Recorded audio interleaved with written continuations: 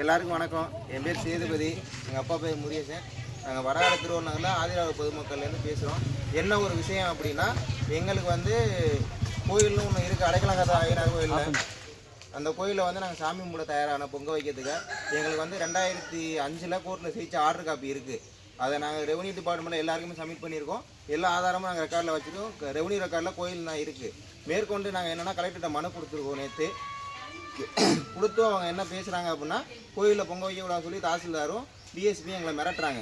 கோயிலுக்குள்ளே போகக்கூடாது, கைது பண்ணுவோம், நீங்கள் பொங்க வைக்க உரிமை இல்லை அப்படின்னு. அப்போ நான் என்ன கேட்குறோம்னா, எங்களுக்கு பொங்க வைக்க உரிமை இல்லைன்னா அப்படி நீங்கள் எழுதி கொடுங்க அப்படின்னு நாங்கள் கலெக்டர் தாசில்தார்கிட்ட கேட்டிருக்கோம். ஆனால் அவங்க அதை எழுதி கொடுக்க முடியாது. கோயிலில் சாமி கும்பிடலாங்கிறாங்க, ஆனால் அதை கும்பிட முடியாதுன்னு எழுதி கொடுங்கன்னா அதை எழுதி கொடுக்க முடியாதுன்னு எங்களை இது ஒடுக்குறாங்க.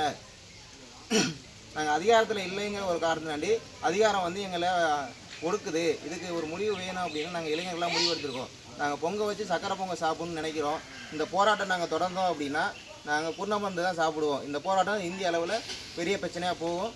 இதுக்கு எல்லா ஆதரவும் எங்களுக்கு இருக்குது. எல்லா ரெக்கார்டும் நாங்கள் வச்சுருக்கோம். இந்த ரெக்கார்டு முறைப்படி நாங்கள் பண்ணுறோம். இந்த ரெக்கார்டை நாங்கள் சப்மிட் பண்ணியிருக்கோம் ரெவன்யூவில். இது இல்லை, இந்த பிரச்சனை நீங்கள் பெரிய அளவில் கொண்டு போனீங்கன்னா இந்த பிரச்சனை வெடிக்கும். இதை வந்து யாராலையும் தடுக்க முடியாது. ஏன்னா எங்கள் உரிமையை நாங்கள் விட்டு கொடுத்துட்டு போக நாங்கள் தயாராக இல்லை. எங்கள் உரிமைக்காக நாங்கள் போராட எல்லாருமே ரெடியாக இருக்கோம்.